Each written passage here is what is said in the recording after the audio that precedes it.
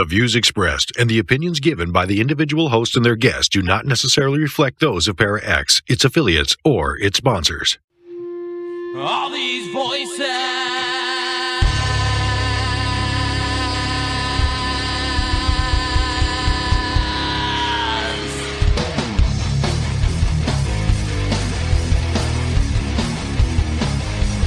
All these voices. All these things you can't explain. All these painful memories. They keep haunting you and daunting me. It's just the ghost of you and me. It's just the smoke and gasoline. It's just the ghost of you and me. Of you and me. Hello everyone and welcome to another episode of Staring into the Abyss. I am your host, horror author James Hershey Jr., and with me as always my co-host, old boy James Ash. How you doing, brother? I'm doing pretty good. How's everybody tonight? Tonight's show is going to be kind of interesting. It's going to be full though. We've got two separate articles to go through, and these articles, we're going to talk about what the articles say, and then I think that these also tie into the paranormal field as a whole. So I'm going to make that case for you afterwards, and we'll just see where we go with it. The first article is from alienUFOsightings.com, and the headline is Ex-CIA Officer's Alien UFO Encounter. Says there's a whole other reality that surrounds us. The link between CIA and UFO mystery is dated back to 1947. Since then, many CIA officials and the ex-US military personally propelled ufology by giving shocking statements. Former CIA and U.S. military officials such as R. James Woosley, Daryl Sims, Lou Elizondo, David Fravor, etc., described how the existence of reality all around us that we are unable to perceive could be a major aspect of the UFO phenomenon. Recently, two veteran CIA officers, Jim Semivan and John Ramirez, who have experienced personal interest in UFO/UAP issues and cases, joined the George Knapp Show to discuss the CIA's role in the study of UFOs and their own experiences. Jim Semivan spent 25 years with the CIA and then joined other former government insiders as part of Tom DeLonge's To the Stars Academy. He detailed how he was inducted into the CIA and learned spycraft, which takes years to master. The CIA works on a need-to-know principle, so when it came to UFOs, Semivan was not made specifically aware of research on this topic, though CIA analyst Kit Green was known for pursuing the paranormal. On Coast to Coast AM, Semivan described his own alien-type encounters that occurred to him and his wife starting in 1990, in which beings showed up in their bedroom. The incident was authentic and not a hypnagogic or dream state, he stipulated. The couple subsequently observed on and off poltergeist activity in their home, and more recently he said he saw a hooded figure that resembled the Death Eater character from Harry Potter, who perhaps materialized to herald the death of a close friend. Semivan said he concurs with a remark made by Skinwalker Ranch researcher Colm Keller that the UFO phenomenon is a lot more than nuts and bolts and machines, as there are also psychic and biological elements that ratchet up the high strangeness to the stars. Investigation of metamaterials with odd isotopic ratios possibly associated with UFOs was ongoing, he added.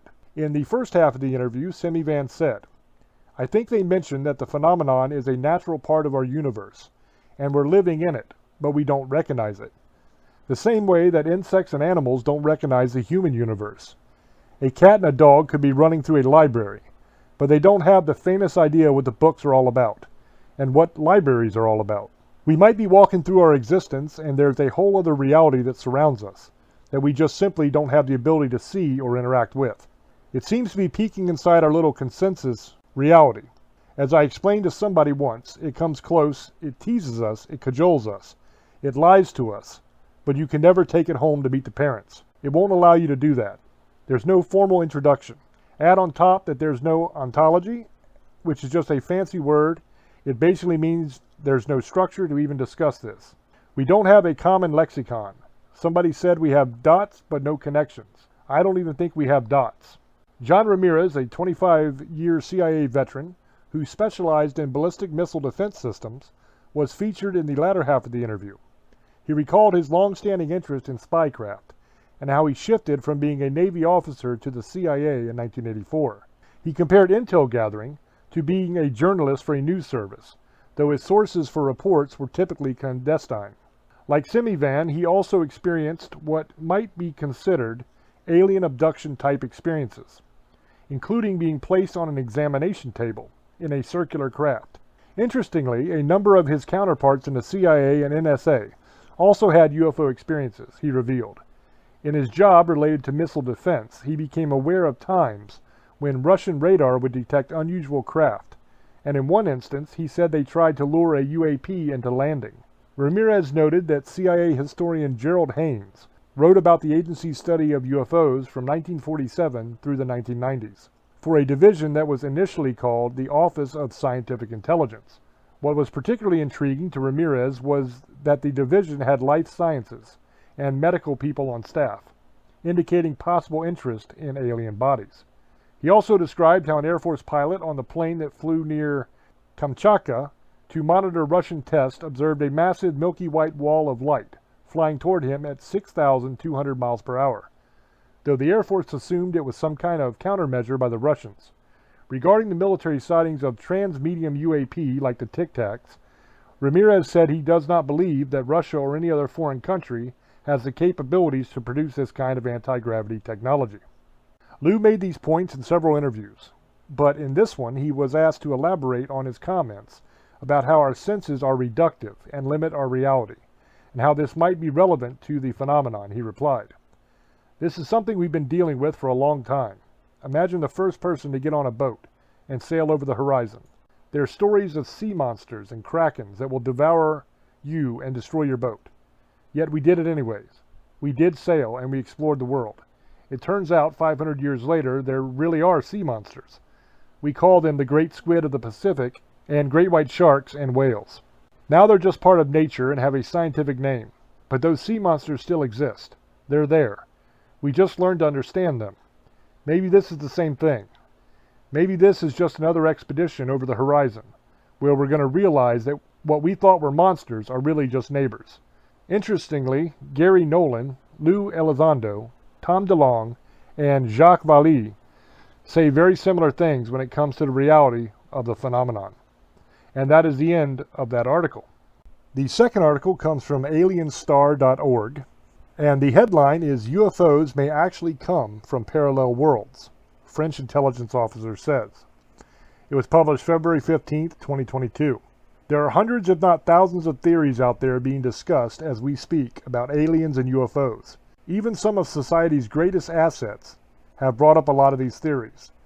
Take, for example, Michael Masters, an expert that believes that UFOs are actually time travel machines that our future selves from a parallel universe are using to get to us. But they're not alone on this, as for example, renowned scientist Jacques Vallée also discussed this theory, stating the fact that UFOs definitely come from parallel universes, but that we also don't know what their mission really is at the end of the day. Director Alien Juliet brought this up on multiple occasions, alongside hundreds of other astronauts and fighter pilots, that showcased the fact that the flying saucers definitely had the technology to break through our gravitational laws as we know them. Many believe that they work based on the laws from a different universe altogether, one that is opposite to our own. This would also explain why they can so easily disappear right in front of us. If they can easily go back and forwards in time, then how will we ever catch up to them? That's the real conundrum we're currently finding ourselves in, and we don't like it one bit. And that is the end of that article. That one was a short one, but it makes another really good point.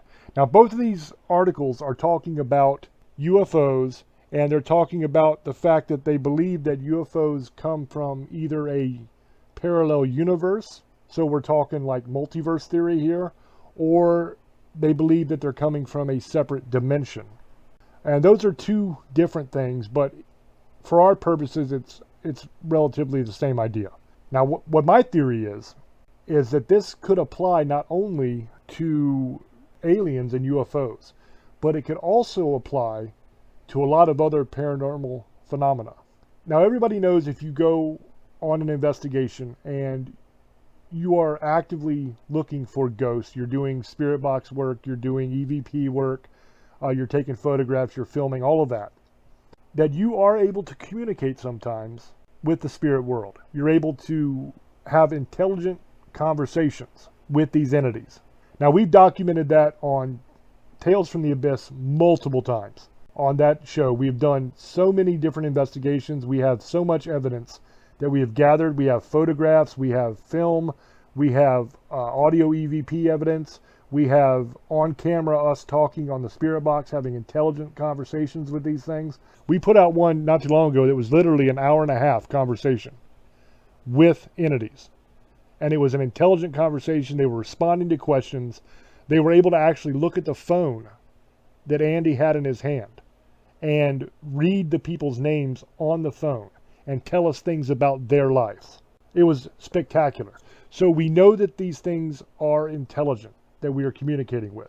Now, every once in a while, you will be lucky enough to be able to witness a apparition, like a full body apparition or a partial body apparition. We have captured multiple examples of this as well in photographs and on film. What my theory is, the reason you don't see these things all the time is because they are in a different plane of existence than we are. Now, whether you want to call that a different dimension or the spiritual realm or whatever terminology that you want to use, that doesn't bother me. It's whatever you want to call it. I don't care. But the important part is that they are somewhere other than where we are. But yet they are also right here with us, if that makes sense. So if it is another dimension, I believe that much like the multiverse theory, which states that there are an infinite number of universes right beside each other, like essentially stacked on top of each other, like the pages of a book. And one page of the book doesn't bleed over onto the other pages of the book normally. Now, every once in a while, you will have areas of high energy. These hot spots are spots where there is bleed over from one to the other. Now, for our purposes tonight for this discussion, we're talking about paranormal topics here. So I believe that that bleed over is what causes paranormal phenomenon, whether it be the ability to communicate with these entities in this other realm or other dimension, or whether it be actually being able to see them for a short amount of time. That bleed over would explain why that is able to happen. And it would also explain why it doesn't happen all the time, because it's not a constant. It only happens sometimes. So it would make sense to me that if you have spots that are either weaker, or like the walls between the two realms are weaker, or you have spots of high energy, or even that these entities possess the energy to be able to break through that invisible wall that separates our dimension from their dimension. Maybe they have the capability through garnering enough energy to be able to break through that plane for a while and be able to communicate with us or even manifest themselves. That would explain why when you're on an investigation, a lot of times the batteries in your equipment will be drained super quick. I mean, I don't know what you guys do if you're investigators, but we always make sure that we buy all fresh batteries and everything right before we go in. So the day of, we'll have all new batteries and we'll put them in our equipment. And if it's equipment that can be charged, like a lot of our cameras you charge, we make sure that all the battery packs for the cameras are 100% charged that day, so you don't have any loss. Everything is fully charged. All batteries that are going to be put into equipment are at 100%, or they're brand new batteries if they're like normal disposable batteries. But yet you'll be doing your investigation and the batteries will drain at a rate that is unbelievable. Now, if you use that same equipment at your house where there's no paranormal activity going on, it'll last for days, no problem. But for some reason, when you take it on an investigation and you're actually using it to communicate with these entities, it will drain in an hour or less. So you always have to be replacing your batteries. Now, what I think that is maybe these entities are utilizing that energy source in order to get enough energy to cause that break, that rift in the wall that separates us, so to speak. Maybe they take that energy and they utilize it in order to focus it on a particular spot so that they can break through it and can actually communicate or manifest themselves. It's been widely talked about and widely accepted in the paranormal field that it takes a great deal of energy for these entities to communicate with us. So in my mind, the draining of the batteries is a way for these entities to gather up the necessary energy to communicate. Now, does that entity need that energy just to be heard? Or is it the fact that they need that energy to weaken the wall that separates our different realms so that it can project its voice or its image over here? That's an interesting idea, because in the past we always thought that they were here with us, we just couldn't see them. And they needed that energy in order to be heard by us or be seen by us. But in reality, it might simply be that that energy is not used to appear or used to project their voice, that energy is actually being used to create that hole that they can cross through so that we can see and hear them. If they were over here with us, we could see or hear them anyway, is what I'm saying. But they need that energy to create that hole. Now that's an interesting idea, and it's kind of goes along with what these articles are talking about. Now granted, they're talking about aliens, okay? They're not talking about ghosts, they're not talking about demonic things, they're not talking about any of these other entities. They're only talking about aliens in these articles. But I would say if aliens are not from another planet, but if they're from another dimension or another universe like these people in these articles tend to think, then what else could be over in those other universes or other dimensions? Now at this point, there is going to be a separation between the two. Now for the general discussion, whether you want to say universe or dimension doesn't matter. But for this section of the conversation, it matters a great deal. Because if we're talking the multiverse theory and we're talking about a separate universe, then what that means is the majority of the stuff in that other universe is exactly like ours. It's just one little difference. Because the multiverse theory states that every decision that you make creates a separate universe. So in other words, and I've used this example before on the show, but say you're driving down the street, you come to a stop sign. If you turn right, there's a universe where you turned right. There's a universe where you turned left. There's a universe where you went straight. There's a universe where you didn't even stop at the damn sign, you ran right through it. There's a universe where you stop at the sign, get out, dance around the car, get back in and go straight. I mean, there's a universe for every decision you could possibly make. That's why there's an infinite number. And in that universe, everything else is exactly the same, except for that one decision is different. That's basically, it's not a detailed explanation of the multiverse theory, but it's a simplification of it. That there's a multiple amount, an infinite amount of universes created where small changes are made. But on top of that, you have to also think that maybe there might be universes where big things are different as well. I mean, if you're dealing with an infinite number of universes, the sky's the limit. I mean, anything you can imagine, really. So there might be other universes where aliens exist 100% and they're there on Earth and they're running the place. There might be other universes where all manner of different creatures that we view as mythological, such as vampires, werewolves, all these different things, run wild in that universe. There might be a universe where magic is widely used, where it not only exists, because it exists here as well, but it is widely used, where you have like actual wizards and stuff like that running around. It's a possibility.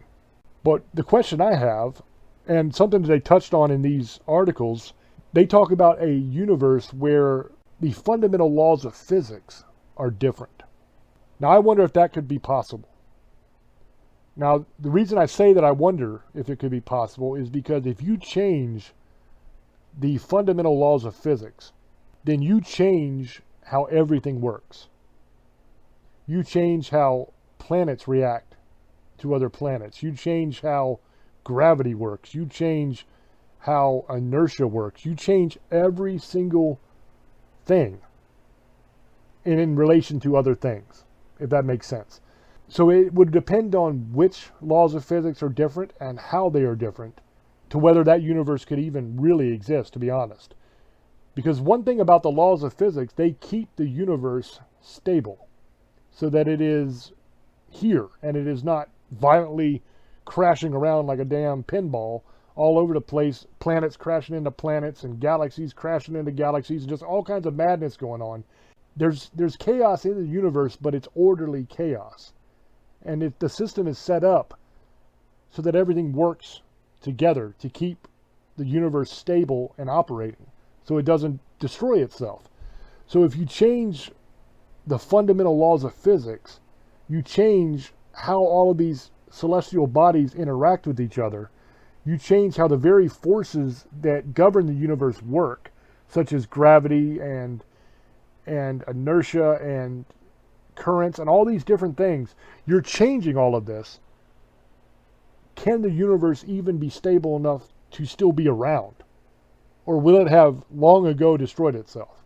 Because you got to realize there are some massive objects floating around in space. And the only thing that keeps all of these objects, let's take our own solar system, for example. This will be easy to do it this way.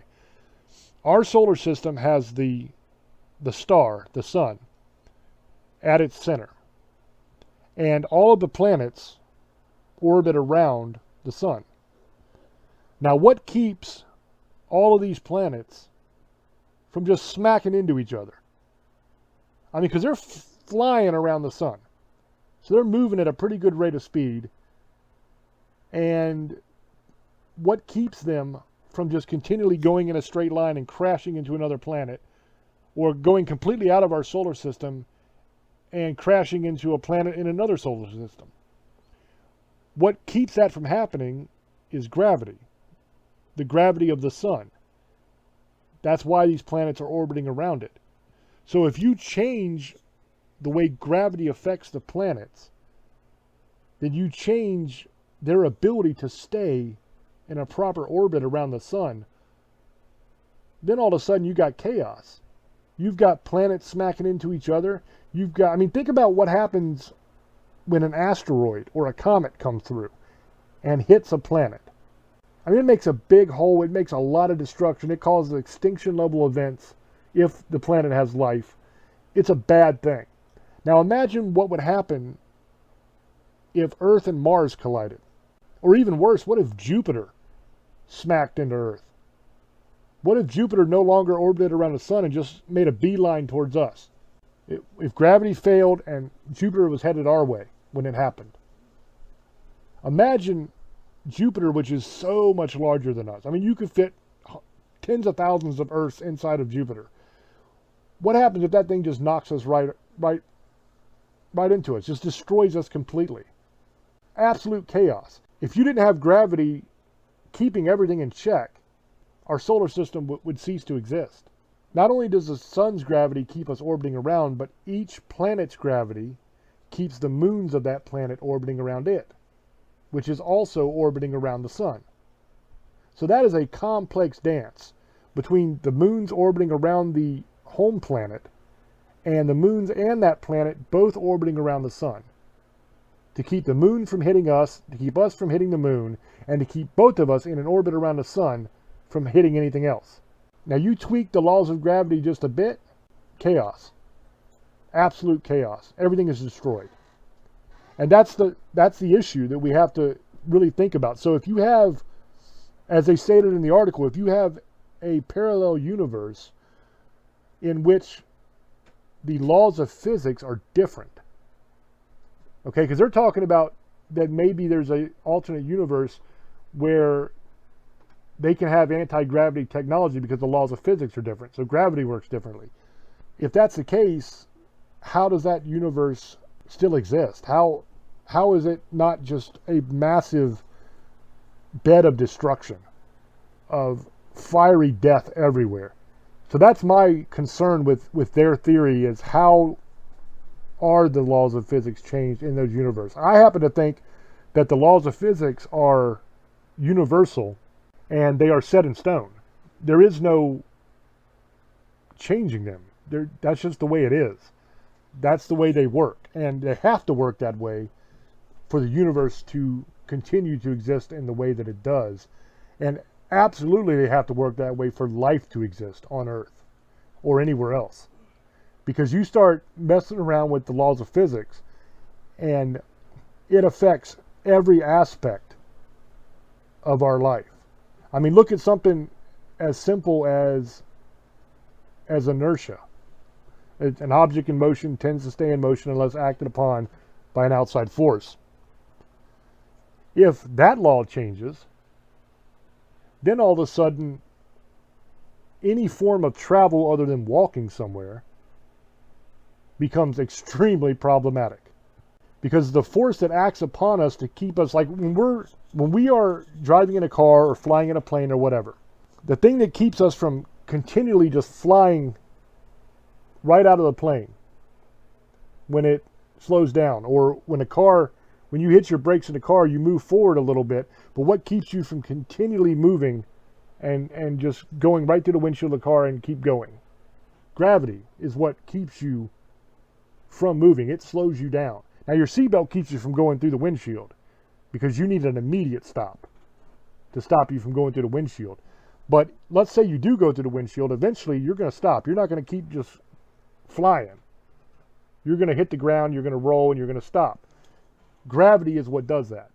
Keeps you from continually moving. That's the force that's acting upon you, the outside force, to slow your inertia and stop you eventually. You mess with the laws of physics, what if gravity doesn't work that way on you anymore? How are you supposed to travel in any kind of car, plane, anything, train, anything, if the laws of gravity no longer apply properly? How do you stay on the planet if the laws of gravity no longer work? Because think about it, we are on a planet that is flying around the sun. Okay, so we're just cruising through space, thousands of miles an hour. And at the same time, our planet is spinning like a top. That's what causes the day and night cycle for anybody that doesn't know. So we're spinning like a top and we're flying at breakneck speed in a circle around the sun. How do we stay on the planet if the laws of gravity no longer work properly? What keeps us from just flying off? I mean, we know what keeps us from flying off now, but if the laws of physics are different, how can life properly exist? That's my point. How do we not go flying all over the place because our body is reacting to the Earth spinning and traveling around the sun? How do we do any kind of travel?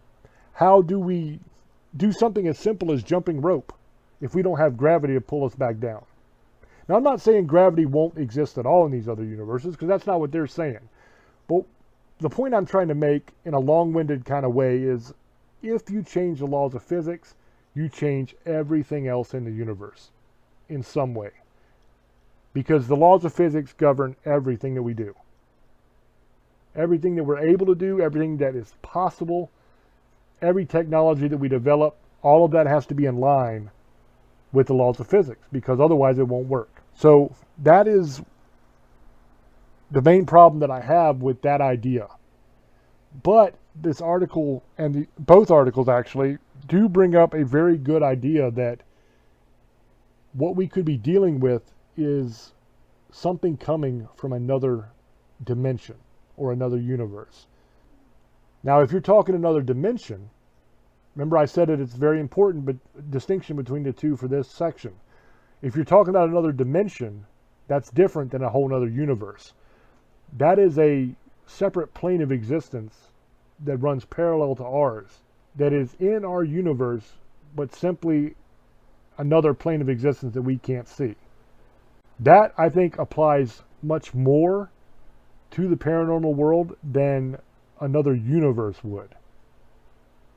Because in another dimension, who knows what could happen? I mean, I would think that the laws of physics would probably still have to apply, but if it's a spiritual dimension and it's not on a physical plane, then maybe the laws of physics don't apply at all there. Because the laws of physics govern the physical world. They don't govern the spiritual world. So if the spiritual world is a separate dimension that is in our universe, but is separate from our universe, then that could operate outside the laws of physics because it's not a physical plane. And that would explain why we can't go there. We can't see it. We can't touch it. We can't send a probe over and see what's going on because it is not a physical place. It's a spiritual dimension that runs parallel to our dimension, our physical dimension. And maybe through enough energy, as I was stating earlier, you can create a hole that you can have bleed over. And that bleed over is what we capture on EVPs, spirit box work, when we see apparitions. And it's not simply a bleed over of energy. I think the energy is just used to create the hole. I think the bleed over is actually intelligent bleed over. And that's why we're able to communicate with it.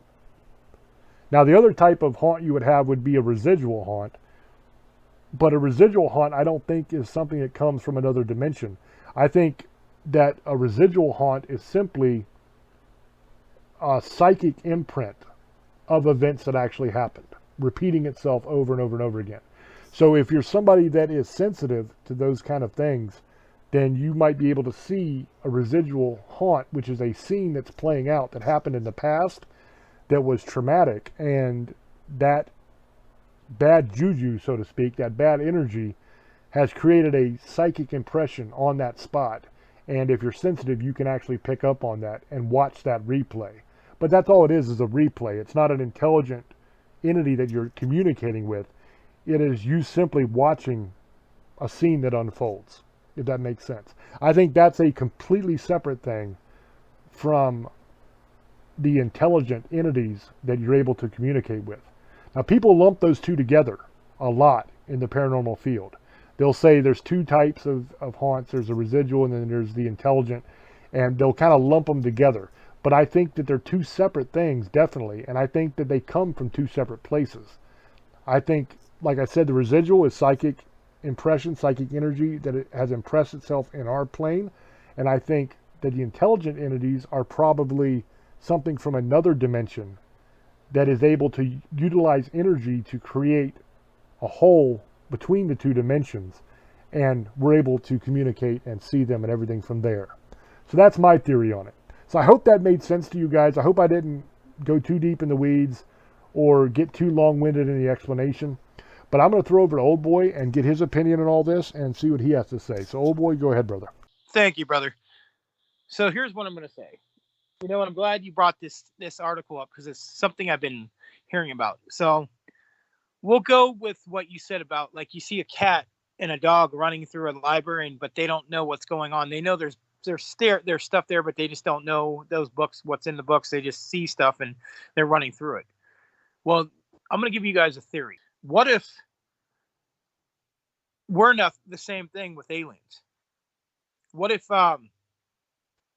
you know, they come here all the time from, like you said, another dimension or another universe, and we're just like the cat and dog. They don't care. That's why we see them, but we're no threat to them because they could beat us at any time. So we're basically cat and dogs to them. We see them. We can't do nothing about it, but we see glimpses of them, but we have nothing. We don't know what they really are. We have ideas because we're a little bit smarter, but that's pretty much the same thing. We're just no threat to them. They don't care. You know, they could just destroy us before. They could destroy us at any time. Or they've come here in thousands of millions of years ago and their DNA's with us, and they there's a lot of theories on that too. But what if we're living in their dimension and we're just a cat and dog? Yeah, we see them all the time, but they don't care about us. They don't care. And then there's some that do. It's not just them. It's and they come from different dimensions or universes, for all we know. We just don't matter to them. That they're worried about something else. And then the theory about, you know, dimensional things, like you go to one, like say that I go down to the store. Well, I go to the McDonald's instead. I go to Taco Bell. Well, while I'm going to the store, something could happen. I could get in a car wreck, or I get a flat tire, but if I went the other way, I didn't. But something else would play out. what if some of these ghost things we deal with paranormal are just things from other dimensions that like to mess with us, and they're not really even ghosts? I'm not saying I believe this, but what if this is a theory? What if they know what they're doing and they just play with us and pretend, and they can do stuff to us physically and we can't do nothing about it? They could see us and they're cruel to us, and that's not all of them are, but a lot of them, it's just a game to them. Or are we just living a different reality? Because say something happens now, we live in another reality, becomes something else, and we're doing something different. So that's my opinion on this. I'm glad we did the show because I've always had opinions on all this stuff. I'm just giving theories. I don't say I believe it. I'm just saying, what if we're really the cat and dog, and we really don't know nothing? It's just theories, all theories, and really they just laugh at us all the time and do what they want.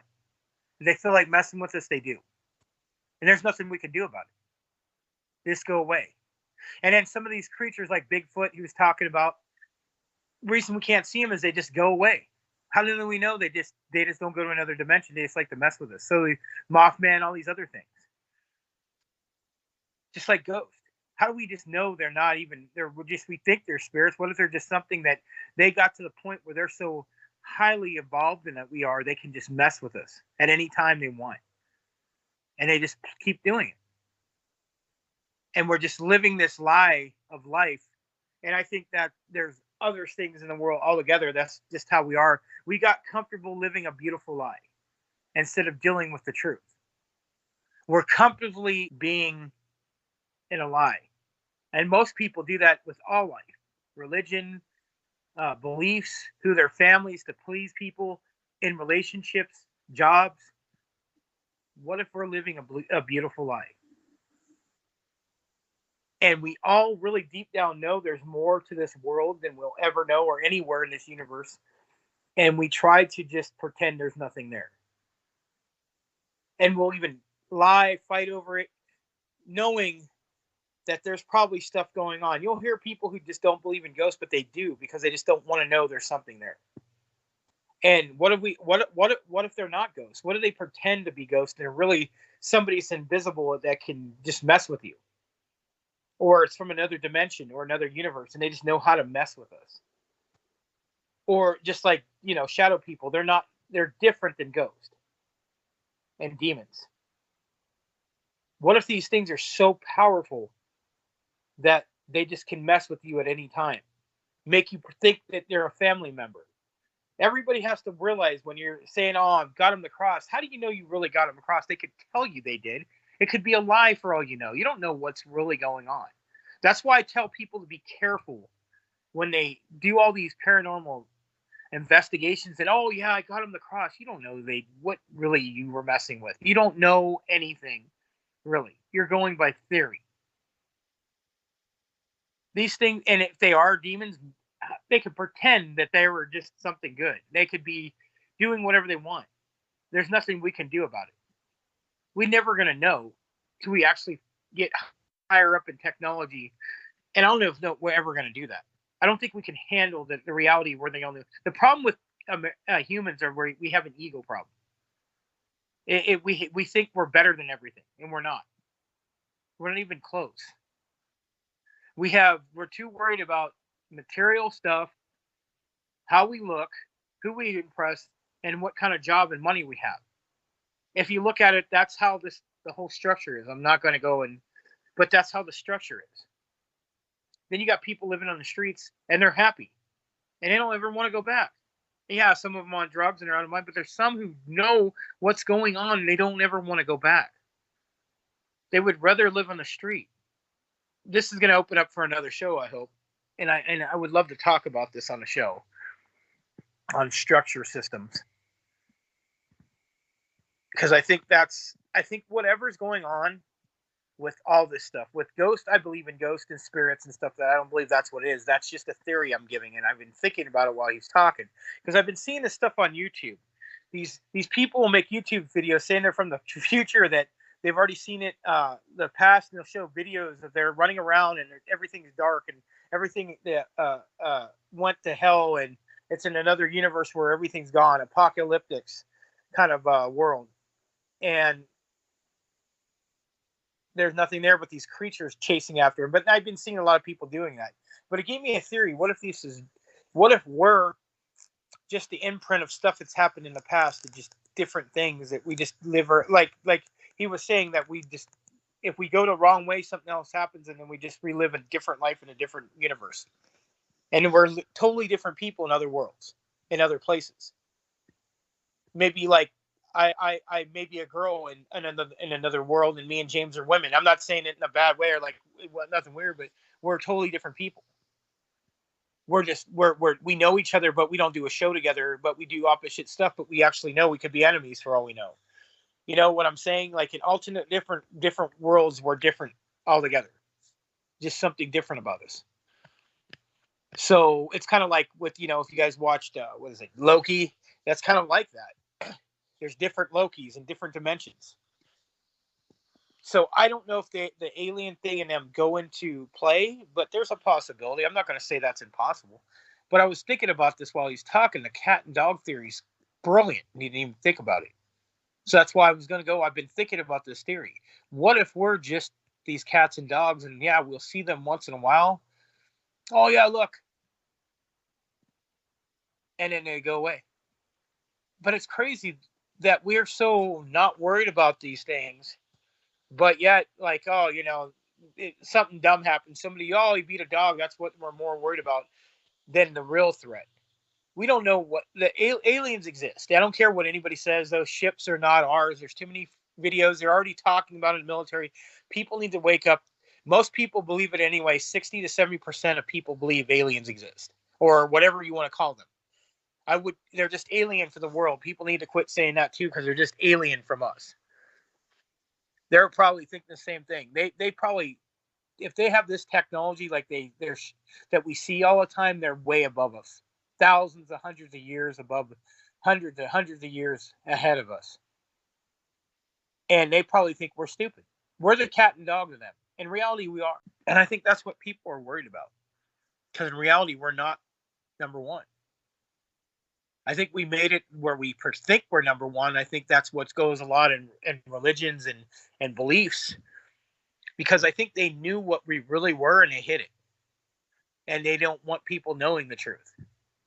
And they've been hiding it for years, thousands of years. And then, there's an aliens. Well, I think some people made deals where they don't bother. Certain aliens protect us, and I've always thought that. And that's just a theory. Ghost in them, that's a whole nother thing. I don't know. I have my theories on it, and, there's demons and stuff they say they are. We don't know that, though, 100%. No one really knows what the hell is really going on. So we're just learning what we see and what we're taught and what we're told and what we've seen, dealt with. I mean, I've seen demons, I've seen ghosts, I've seen people say, maybe like he was saying, there's an imprint too. I also believe that there's negative and good imprints that leave on people, and they're just maybe that's a part of the dimension that you keep seeing their life over and over, and maybe they're still living that life, and we just don't know it. Maybe they're still, when you're seeing a ghost walk in a room, and maybe he's still reliving his life. He doesn't even know he's gone, and then he realizes it because we're messing with them. And hey, you're dead. Maybe they don't want to know they're dead. It's not really our right to tell them what they're doing. We only do this to, to help people, because if they're getting attacked, it's not our place to tell people they're dead. I don't know where people had this idea they have the right to do this. They don't. All these shows and all this stuff is for people to, and I hate to say it, is for fame. I mean, there is some people out there helping them, but most people don't care about that no more. They want to get rich or be on TV. It's just another way. And some people get a thrill messing with things. But sometimes curiosity kills the cat. Remember that, guys. These things are nothing to be playing with. You can think and say whatever you want. They don't exist. Some of you people who don't believe it, one day you're going to believe it. Something's going to come at you, and you're not going to know what to do. I've seen things you would never understand and never believe that existed, and they do. Whatever you want to believe, whatever your religion belief is, you could, whatever makes you sleep at night, I guess that's cool. That's on you. I'm not going to down anybody's belief. I've never done that. But this is just my theory and James's theory. We have thousands of talks over the years, 6, 7, 8 years, of hours of talking about what we think things are and what's true and what's not. So I'm going to throw it back to James. There's my theory, James. Thank you, brother. One thing is for absolute certain. None of us know as much as we think we know when we're dealing with the paranormal. There are a lot of theories out there of what things are and where they come from and all kinds of stuff like that. But in all reality, we don't know a hell of a lot. And that is the frustrating and the exciting part of the paranormal, because it's really like the Wild West, man. It's uncharted territory. It's undiscovered things that you get to go and learn about. And I would be very wary of anybody who claims that they know exactly what something is without a shadow of a doubt and they know everything about it. It's just impossible, because we don't even understand yet exactly what these things are or where they come from. We know they exist. That's for sure, that they do exist. But as far as what they are or where they come from or why they're here, we really don't know. I mean, there's a lot of theories that people have based on either their religious beliefs or based on what somebody else has said. And you have that a lot. But in all reality, Old Boy's right, we don't really know for sure about any of this stuff. It's just experience and as much educated guessing as you can do in all reality.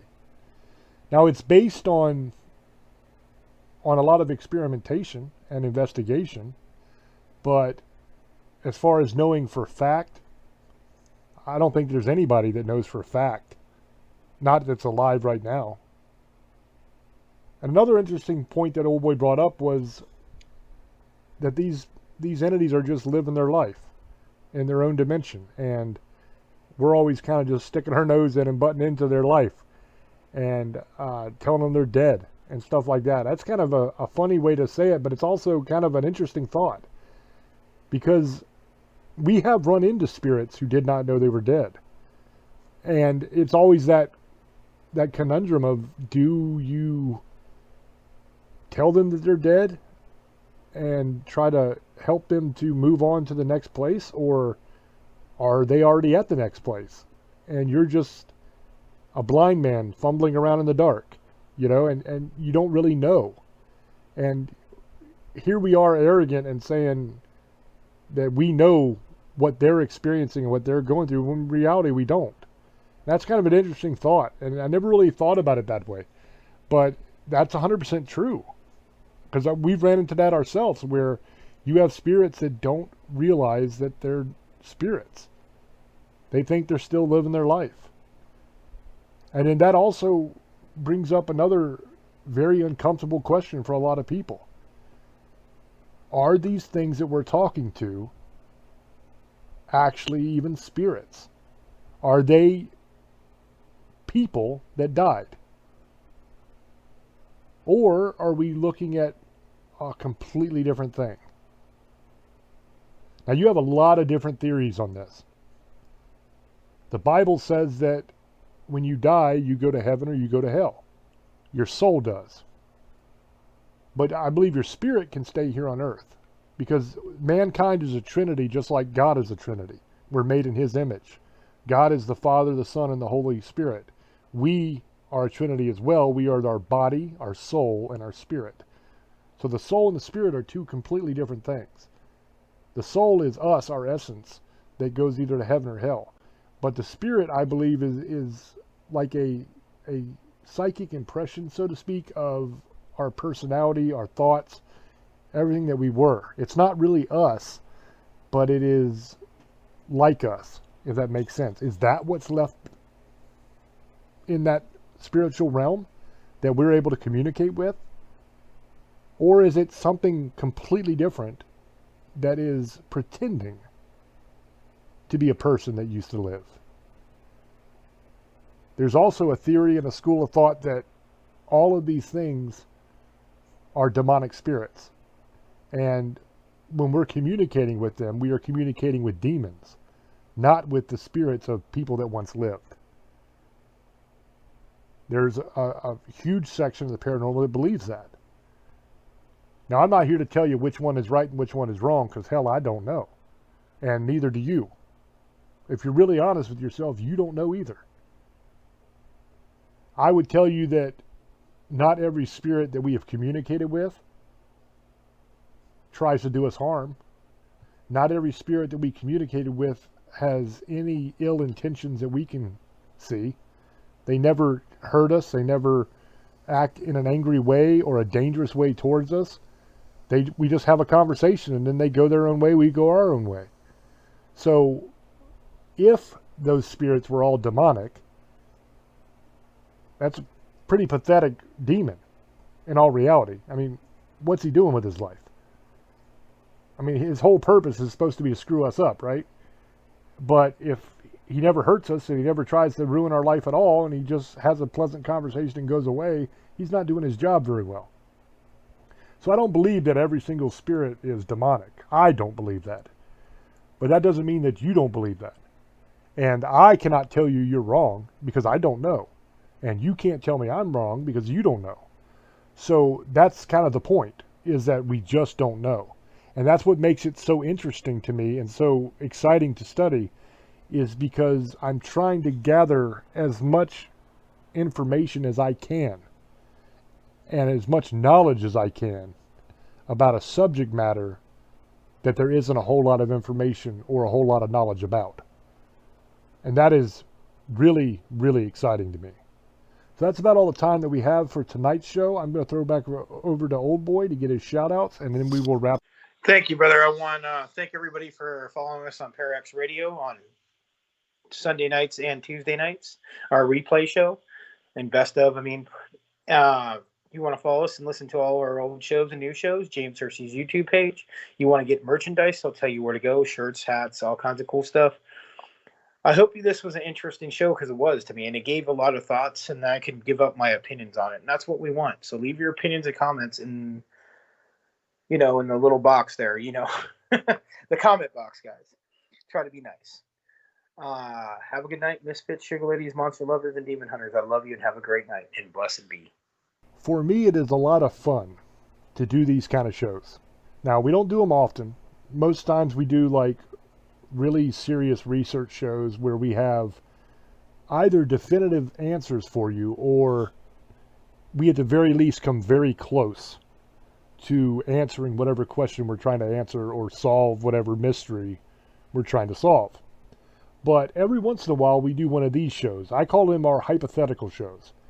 That's where it's all theory. We're just taking a look at something and just giving different theories on it and going over some of the different theories that there are, and just trying to have a conversation about the different possibilities and trying to figure out whether something could be true or isn't true. As far as tonight's subject, I think that, in my mind at least, there's a very good chance that we're dealing with entities that reside in a separate dimension than us. And if you want to call that the spiritual realm or whatever you want to call it, that's fine. But I believe that there's some merit to that. There is definitely some validity to that idea that there is a separate spiritual realm where these things reside, and we're able to communicate back and forth sometimes. I think that it is linked in some way to energy. That's why they drain batteries. That's why they drain you, so that they can utilize that energy to create some sort of hole or some sort of doorway that they can come through, so that they can communicate with us and so that they can impose their will on us sometimes. Because, you'll have times when we call them attacks where you're either pushed or hit, or your hair is pulled, or you're scratched, or they make you sick. All those kind of things. There's a documented trail of evidence of different people that have psychic abilities that come into contact with these spirits a lot, getting sick and having a lot of health issues that normal people don't have. And I think that's directly related to their interaction with these spirits. And I think that it has to do with their energy and our energy. I don't think that we can kind of be together, if that makes sense. I think anytime you spend too much time around these entities, it has a physical toll on your body, because I don't think our energy matches their energy. I think their energy actually makes us sick. And we'll do a separate show maybe one day on that idea, but I think that that's 100% true, and it's backed up by a lot of evidence. So I hope that you guys enjoyed this show. I hope that it made you think. That's kind of the point of these shows, these hypothetical shows. Some people get pissed off at us when we do these shows because sometimes we say things that people don't agree with, and that's okay. We're not supposed to agree on everything, guys. When you're dealing with a subject matter like this, that there is no definitive right answer, it's all kind of theory. We're all just throwing darts in the dark and hoping that we hit the bullseye. You know, it's based on educated guesses. It's based on investigation and evidence and some knowledge, but we don't have a definitive answer, and nobody does. And so I think these shows are very important because they give us the opportunity to kind of think outside of the box and try to come up with solutions that maybe other people hadn't thought of before. So I hope that you enjoyed it. As always, it is up to you to make up your own mind, and we will catch you on the next one. Until we speak to you again, love many, trust few, and do harm to none. God loves you, and so do we. Bye-bye. Throughout time, events have occurred that have shaped human history. Spirit voices from the past have many stories to tell, and for the past several years, channelers Barry and Connie Strom have been conducting live channeling sessions and relaying those stories and messages from those on the other side. We invite you to tune in to Barry and Connie's show, Channeling History, on the Para-X Radio Network every Sunday night at 9 p.m. Eastern, as they relay the messages of those voices from the past, the ones who have witnessed history firsthand, and those who have made history themselves.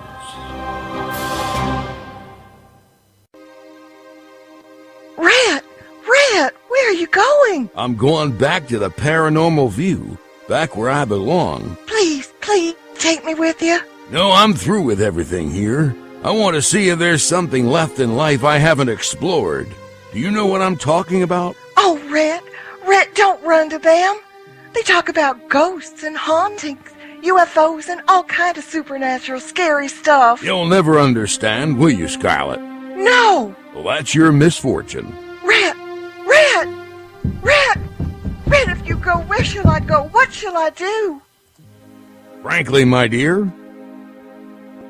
Line! You gotta be kidding. That's the Paranormal View with your host, Henry Foister, Jeffrey Gould, and Barbara Duncan. Every Saturday night at 8 p.m. Eastern, exclusively on the Para-X Radio Network.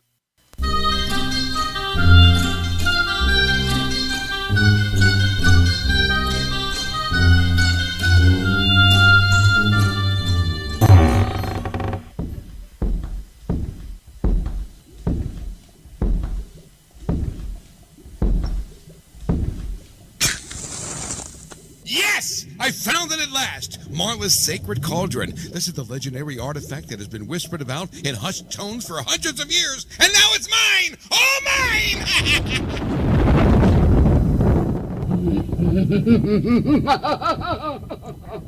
Who dares defile the sanctity of my castle walls? Step away from the cauldron, you impertinent, muddy-metaled maltworm. Never! I've spent half my lifetime trying to discover your age-old secret of stirring the cauldron! Oh, for Merlin's sake, that's no deep, dark secret. Just tune into the Para-X Radio Network Thursday nights at 9 o'clock Eastern for more cauldron stirring than you can shake a wand at.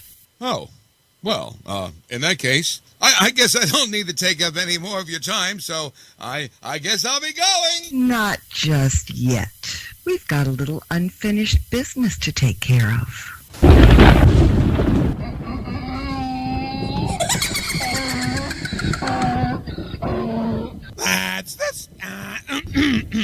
That's Stirring the Cauldron with Marla Brooks every Thursday night at 9 p.m. Eastern on the Para X Radio Network.